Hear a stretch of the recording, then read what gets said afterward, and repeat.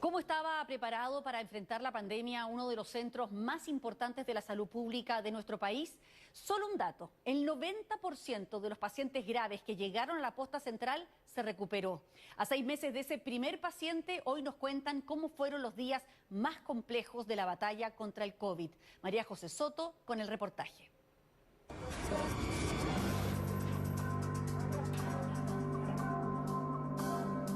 En algún momento, de hecho, algunas personas que han estado en otros países o en situaciones difíciles asimilaban esto a una medicina de guerra.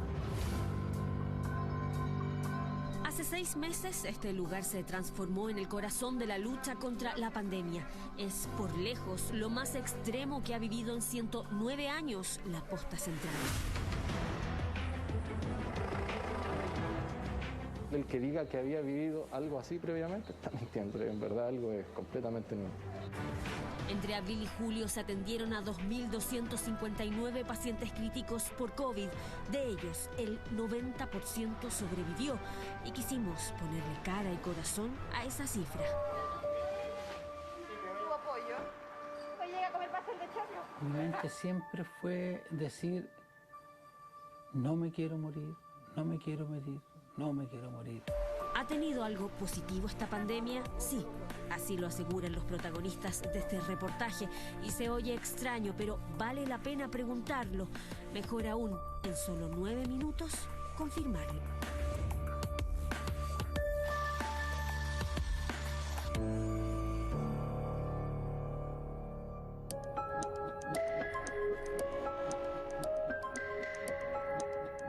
Es la primera vez en 10 años que el doctor Nasir sube sin correr al helipuerto de la posta central.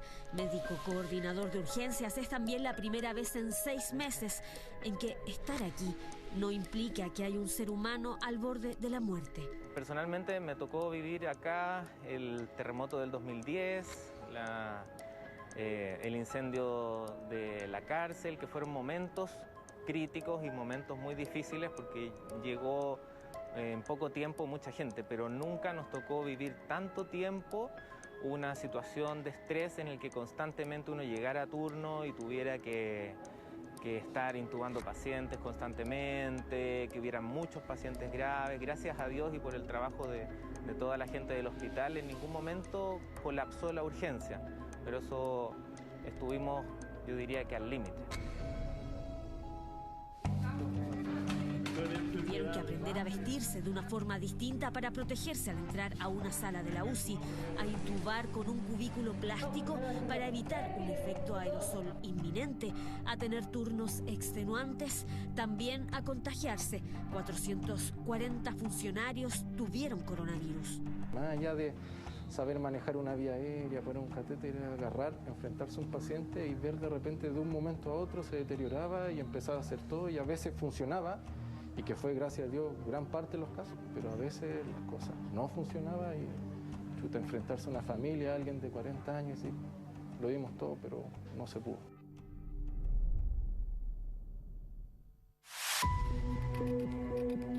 Y hablan en pasado porque la situación hoy es muy distinta a lo ocurrido entre mayo, junio y julio. El pic del 13 de junio con 142 pacientes en soporte ventilatorio avanzado y 103 en ventilación mecánica invasiva queda claro en estas imágenes tomadas por otro equipo de reportajes en esa fecha.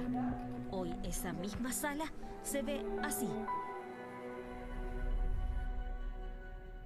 Te preguntan, hola, soy tal y cual persona, sí. ¿Sabes dónde estás? Sí, en la posta central. Yo me acordaba. ¿Sabes qué día es hoy? ¿Qué fecha es hoy? No lo sé. Fue tras esa pregunta que Darío se enteró que habían pasado 33 días desde aquella noche en que ingresó muy resfriado y caminando por urgencia, cuando, sentado esperando la atención, pensó, me pondrán penicilina y me iré porque yo me he cuidado. Yo estoy haciendo deporte, yo me cuido, como sano, tomo vitaminas, Ciclista desde niño, sano, los dolores musculares que tenía no eran por entrenar, era el virus que había visto por televisión.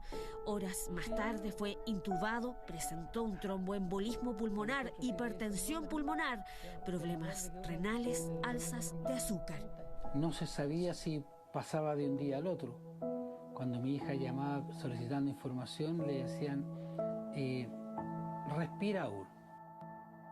Darío representa en vida la historia de más de 2.000 chilenos que lograron sobrevivir aquí tras haber estado graves. Y es que la posta central ha sido un ejemplo de cómo reconvertirse, de cómo mantener a raya un virus que aún no conocemos del todo.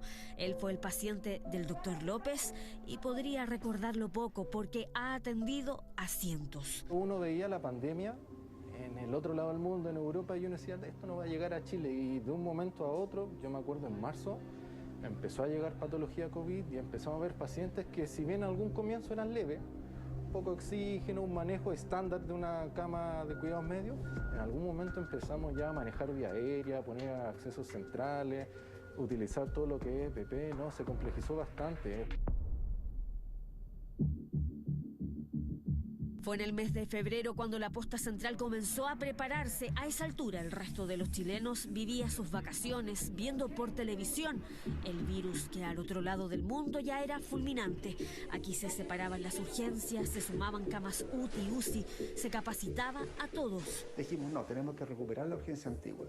Y empezamos a trabajar 2 meses antes en recuperarla, limpiarla, pintarla, acomodar los box para hacer unidades de cuidados intensivos, ya que ustedes la habrán visto, ¿ya? Y logramos expandir nuestra urgencia en el doble.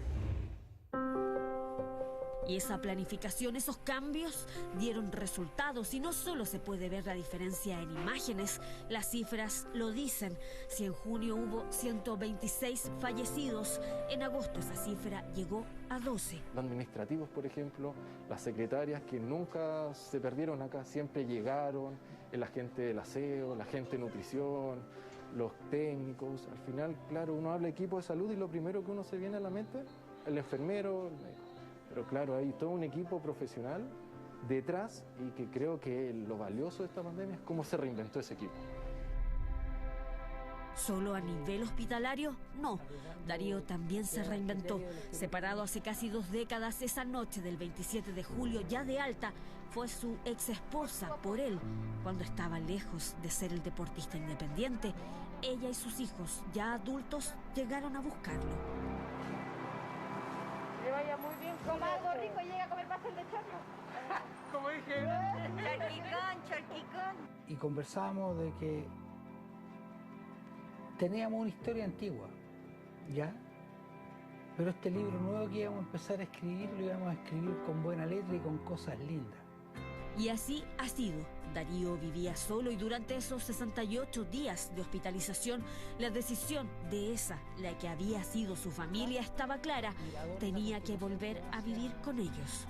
No era la mejor de las relaciones, como uno hubiese querido, pero si se está dando esta oportunidad de poder enmendarlo, lo estamos tratando de hacer de la mejor manera. Y no me quería quedar con esa espinita, decir, pude haber hecho algo más y no lo hice. En un par de semanas más, Darío recién podrá salir a la calle a dar una vuelta en su bicicleta, pero ya hace un mes subió a una estática. Aún no puede conducir, por eso tampoco se ha ido. Su hijo y su exmujer lo acompañan al kinesiólogo, al fisiatra, a todo lo que ha implicado recuperarse de COVID. Y poder decirnos, ¿sabéis qué? Perdona, te amo, me equivoqué. Y poder... en vez de quedarse con la rabia y la frustración porque te equivocaste, porque me pedís perdón ahora, no, ser capaces de construir un futuro con mejores perspectivas.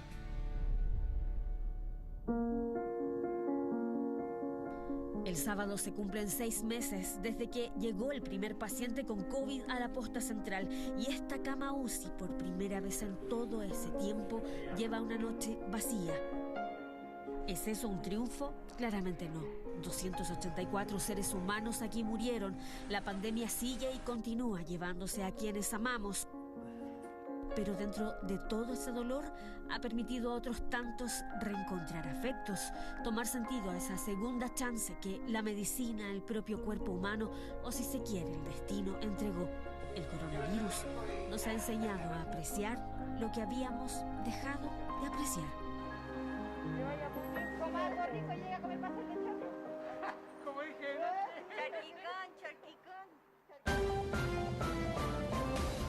Falabella está presentando